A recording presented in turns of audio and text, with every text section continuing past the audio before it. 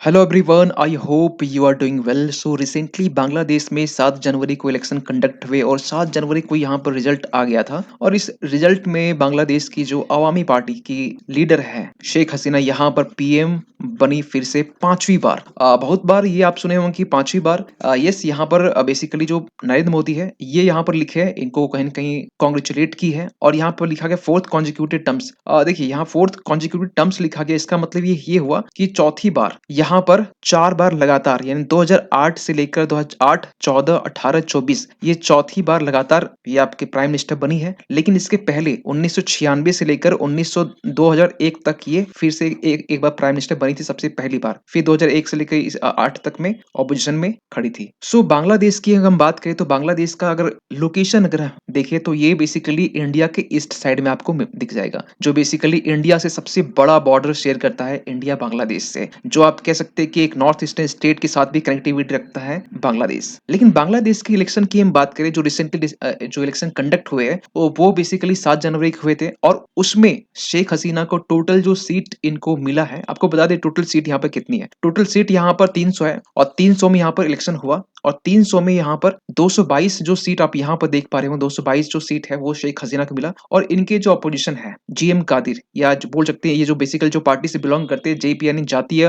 Party, इनको 11 seat मिली यहाँ पर। इनको 11 सीट मिली यहाँ पर, जो इनकी पिछली बार में जो इलेक्शन हुआ था। अब आप जब पूछेंगे यहाँ पर कि यहाँ पर कहीं दिखाई नहीं दे रहा है खालिदा जिया, बेसिकली हम लोग आएंगे इसके ऊपर। खालिदा जिया यहाँ पर इलेक्शन नहीं लड़ रही थी, ऐसा क्यों, आगे हम बात करने वाले हैं। तो यहाँ पिछली बार जब आप देखते हैं तो यहाँ पर तीनों यहाँ पर जो कंटेंडर यहाँ पर है, इसमें भी आप बोल सकते हैं कि 257 सीट यहाँ पे इनको मिला था। इस बार सीटें थोड़ी कम मिली है, क्योंकि यहाँ पर आप देख सकते हैं कि जो बेसिकली जो पार्टी है, 5 पार्टी आपको यहाँ पर दिखाई देंगे। तो नॉर्मली यहाँ पर और यहाँ पर जो इंडिपेंडेंट है इनको यहाँ पर सीटें ज्यादा मिली, 62 और 11 जो है बेसिकली जातीय पार्टी को मिला है। तो इन सब में हम ये एक कंक्लूजन निकाले कि ये एक वन पार्टी स्टेट है, यस कह सकते हैं। क्योंकि बहुत सारे आर्टिकल में ऐसा कुछ लिखा हुआ है कि Bangladesh one party state in India's options. देखिए ऐसा इसलिए बोला जा रहा है क्योंकि यहाँ पर रिसेंटली यहाँ पर जो इलेक्शन कंडक्ट हुए ना, उसके बीच में यहाँ पर प्रोटेस्ट देखने को मिले थे। प्रोटेस्ट किन के बीच में, तो जो खालिदा जिया की जो पार्टी है, बांग्लादेश नेशनल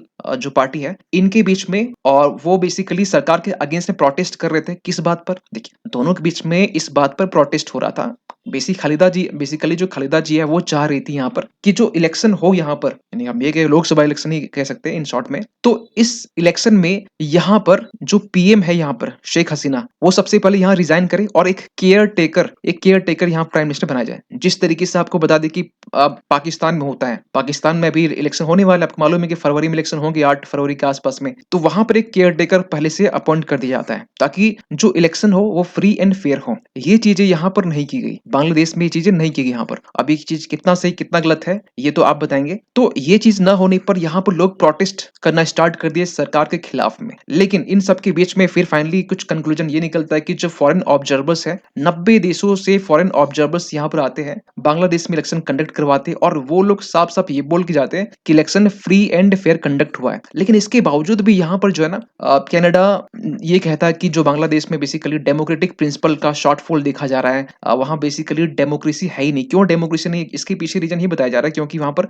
जो खालिदा जिया की जो पार्टी थी बीएनपी, वो तो खड़ी ही नहीं हुई, वो यहाँ से तो फाइट ही नहीं की ना। सो यहाँ पर यूएस का भी आप देख सकते हैं कि यूएस ने भी यहाँ पर ये कहा कि जो इलेक्शन है वो फ्री एंड फेयर नहीं है यहाँ पर। देखिए यूएस की बात करें ना, तो यूएस ना इसका हिस्टोरिकल एक कंसर्न है बांग्लादेश से, 1971 वॉर, वहां पर नहीं जाना चाहेंगे। लेकिन रिसेंट का जो कंसर्न है ना अमेरिका का, वो ये है कि बांग्लादेश का खासकर इंक्लिनेशन चाइना के टुवर्ड्स, ये तो इंडिया का भी कंसर्न है, लेकिन यूएसए के लिए कुछ खास कंसर्न है। क्योंकि आपको बता दें 1971 में जब ये वॉर हुआ, जब बांग्लादेश बना, तो उसके 4 महीने बाद अमेरिका रिकग्नाइज करता है बांग्लादेश को एज ए कंट्री। तो वो वाले एक हिस्टोरिकल गुस्सा तो आज भी कहीं कहीं आप देख सकते हैं। लेकिन इन सब के बीच में इंडिया के लिए क्या है इस इलेक्शन के मायने, इस विक्ट्री के मायने, ये आपके लिए जानने वाली बात है। देखिए अगर हम बात करें ना इंडिया की, तो इंडिया बेसिकली बांग्लादेश से ना इनके जो रिलेशंस है अच्छे माने जाते हैं। जब भी शेख हसीना की सरकार आती है तो इनके रिलेशन अच्छे से माने जाते हैं। जब भी खालिदा जिया की जो सरकार आती है, यानी कि आपको पता है कि 2001 और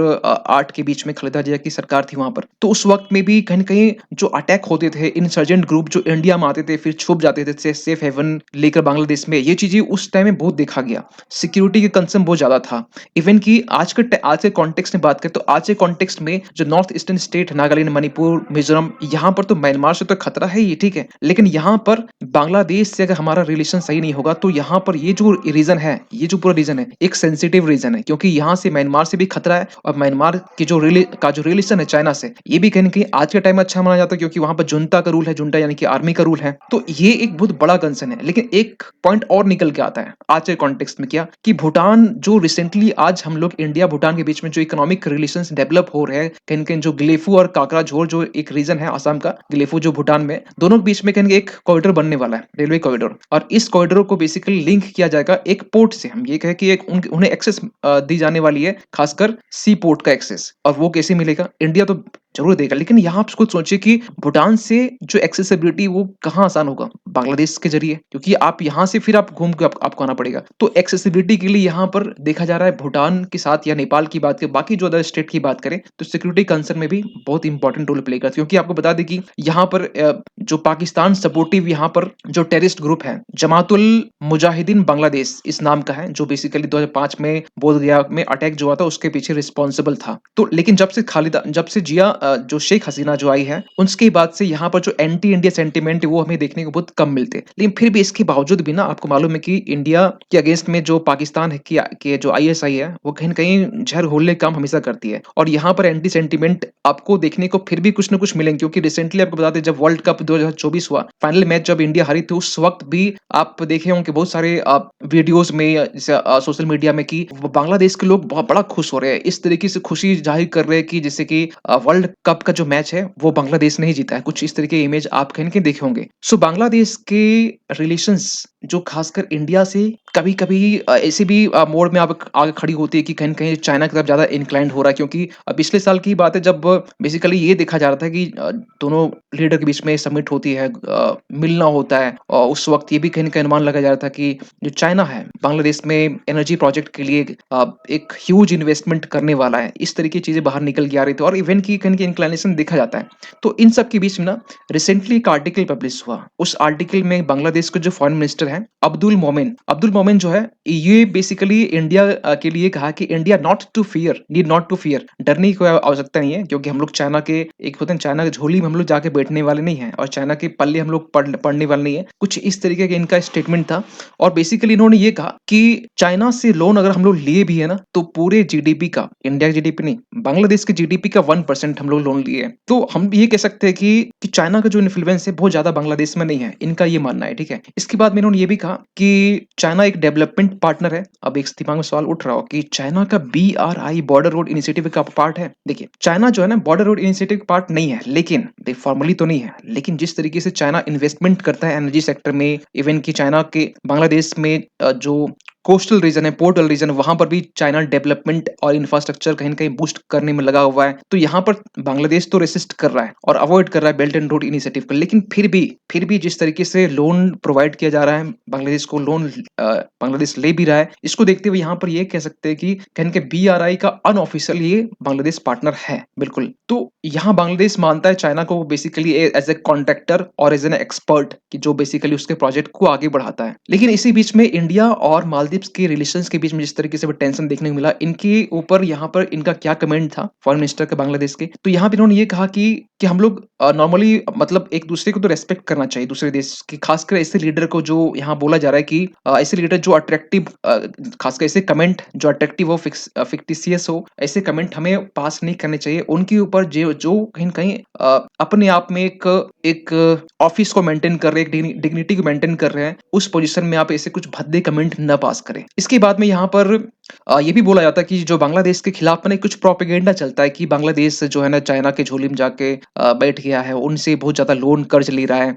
लेकिन ऐसी कोई बात नहीं है, इनका ये कहना प्लस ये भी कहा जाता है कि अगर ऐसा होता कि मान के चलिए हम लोग ज़्यादा बोरो कर रहे हैं, तो ये तब मानते जब बांग्लादेश जो है वो 55% जो है ना बोरोइंग वो चाइना से कर रहा हो। लेकिन ऐसा नहीं है, 55% नहीं, लेकिन आज के टाइम में उनका ये कहना है कि 13.6% हम लोग बोरो अगर किए तो वो चाइना से किए। तो हम लोग बिल्कुल एक सेफ ज़ोन में हैं। हम लोग बिल्कुल ये कह सकते हैं इंडिया को डरने की बात नहीं है, क्योंकि हम लोग एक प्रिंसिपल डिस्टेंस बना के चल रहे हैं चाइना के साथ में। तो यहाँ पे इनका यही कहना है कि चाइना जो बेसिकली एक फ्रेंड एंड डेवलपमेंट पार्टनर है, और इनका लास्ट में यही कहना था, we are very prudent in receiving any aid and funds. So इस इन सब के बीच में ना अभी रिसेंटली बात करें तो इंडिया के जो नेबरिंग कंट्री है, चाहे हम बांग्लादेश की बात करें, नेपाल की बात करें, भूटान की बात करें, या फिर श्रीलंका की बात करें, मालदीव्स को तो अभी छोड़ दीजिए क्योंकि अभी इनके साथ में टेंशन ज्यादा है। हर बार आप देखते होंगे कहीं न कहीं हमारे पड़ोसी देश के साथ में टेंशन बड़ा होता है। लेकिन श्रीलंका के साथ में अभी रिसेंटली कह सकते हैं कुछ टाइम के लिए टेम्पररी जो है ना रिलेशंस थोड़ा अच्छे माने जा रहे हैं, क्योंकि इसके पीछे रीजन है यहाँ पर इंडिया का एक एक्सटर्नल सपोर्ट, खासकर इकोनॉमी को लेकर, और बाकी सारे देश मिलकर भी यहाँ की जो श्रीलंका की जो लोन है, बर्डन है, इसको कम करने के ऊपर लगे हुए हैं। इसके रिगार्डिंग हमने एक वीडियो भी बनाया, आप वो भी जाकर देख सकते हैं। तो यहाँ पर अभी फिलहाल मालदीव्स के साथ टेंशन है। बांग्लादेश रिसेंटली जहाँ पे इलेक्शन हुआ है ना, होता है ना, देखिए भूटान में भी रिसेंटली इलेक्शन हुआ है, और इसके वीडियो हमने कल ही डाले हैं, तो आप वो भी जाके देख लेना इसके क्या मायने, इंडिया के साथ में रिलेशन किस तरीके से है और चाइना किस तरह इम्पैक्ट करता है। हर एक नेबरिंग कंट्री के साथ में जो रिलेशन को इम्पैक्ट जो करता है वो चाइना ही बीच में आता है। तो वो भी चीजें आप जाकर देख लेना उस वीडियो में। तो यहाँ पर भी कहेंगे मेन कंसर्न चाइना ही है, क्योंकि और बाकी जो वेस्टर्न कंट्री है, चाहे हम पाकिस्तान, इसका कोई इन्फ्लुएंस, बहुत बड़ा इन्फ्लुएंस हमें देखने को यहाँ पर नहीं मिलता है। तो इन सब के बीच में आपका क्या मानना है, कीजिए कमेंट। मिलते किसी अगली वीडियो में, तब तक के लिए थैंक यू सो मच।